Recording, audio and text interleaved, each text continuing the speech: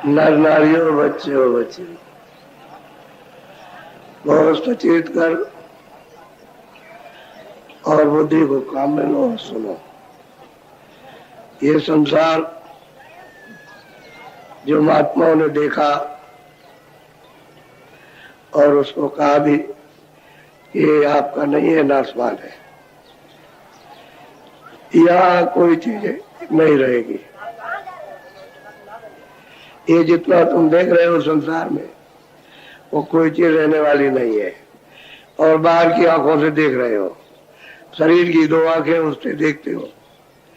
अपनी जो आंख है जो सबके अंदर, वो तो फूट गई, वो फूट गई, बंद हो गई, वो तो दुख से बंद चली आ रही है, इसलिए आप इसी को समझते हो। और ये संसार, संसार का सामान, और जिसमें हम बैठे वो आपका नहीं है। जब महाप्रलय आती है, क़यामत जब आती है, तो उस समय पर अजीब गरीब दृश्य होता।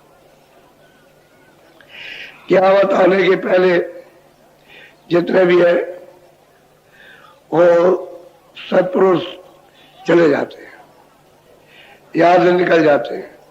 वे जो साधक हैं उसके बाद वो निकल जाएंगे, और जो दानी पुण्यात्माएं जो मतलब ये योग पद को प्राप्त करती हैं, पहले उठा ली जाती, उसके बाद में आत्मज्ञानी उठा लिए जाते हैं। अब रह जाते हैं यहाँ कर्मी जीव, उनका तो आपको पता नहीं कौन कौन उठा लिया गया, सबको तो आप जानते नहीं हो, तो उठा लिए गए। फिर पृथ्वी पर एक अजीब गरीब दृश्य आता कि खाने को अन्न नहीं रहता है, कहीं नहीं मिलेगा। जब तक मिलेगा तब तक भाग के वहां जाओगे, वो भी खत्म हो जाएगा। तो जहां अन्न खत्म होता है लोग तड़पते हैं, भूख की पीड़ा में कितना व्याकुल होते हैं, तो उन्हीं को मालूम होता है। फिर वो लोग जिनको अन्न नहीं मिलता वो बच्चों को काटते, और काट करके जानवर मिला, पहले जानवर खाया, और जानवर नहीं मिला तो बच्चे को काटा। इतनी भूख लगती है कि पति को न पत्नी को, और रात को सो रहा पति को काट दिया, स्त्री ने उसका मांस खा लिया। स्त्री सो रही है, उसे भूख लगी, व्याकुल है, तो उसको काट दिया, मिलता नहीं कोई सामान, उसी को खा लिया। ये विभद्र दृश्य देखने को मिलता है। ये सब तकलीफें जो आप कर्म करते चले आ रहे हो, सब उस समय पर यही भुगा ली जाती है। उसका जितना खारिज मसाला जो आपने जमा किया वो इधर इसी जगह लेके नहीं जा सकते हो।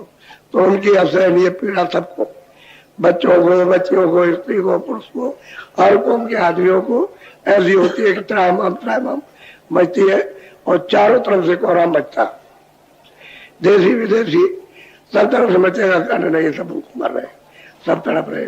अब उसका इलाज क्या है? कुछ नहीं है। इलाज क्या है उसका? कोई इलाज नहीं। पृथ्वी जवाब दे गई, पानी जवाब दे गया, हवा जवाब दे गई।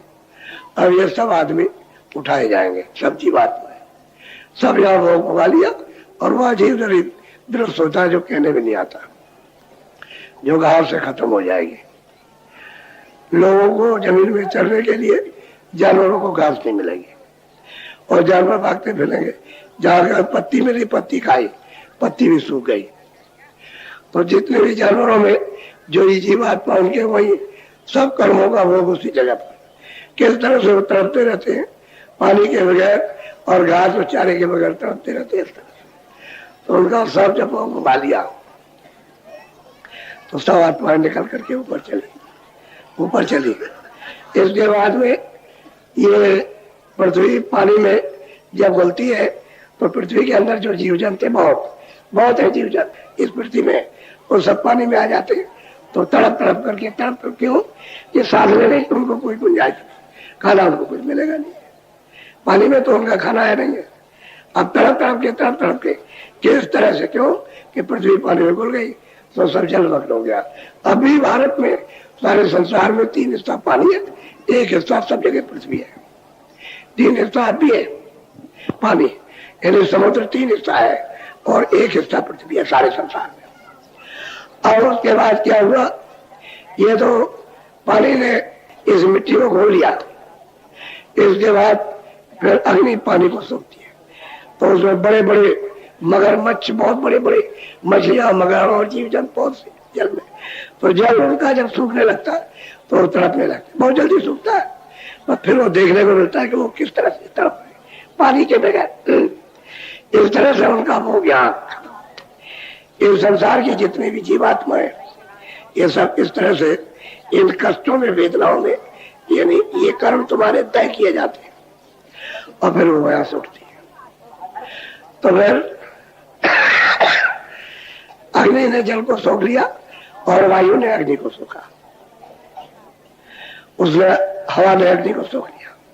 अब ये जो आकाश दिखाई देता है वो हवा को अपने मिला लेता है, यह कुछ नहीं रहेगा, न कोई पृथ्वी रहेगी, न कोई आकाश रहेगा, और न जल रहेगा, न अग्नि रहेगी, न आप लोग जानवर रहेगा, न कीड़े रहेगा।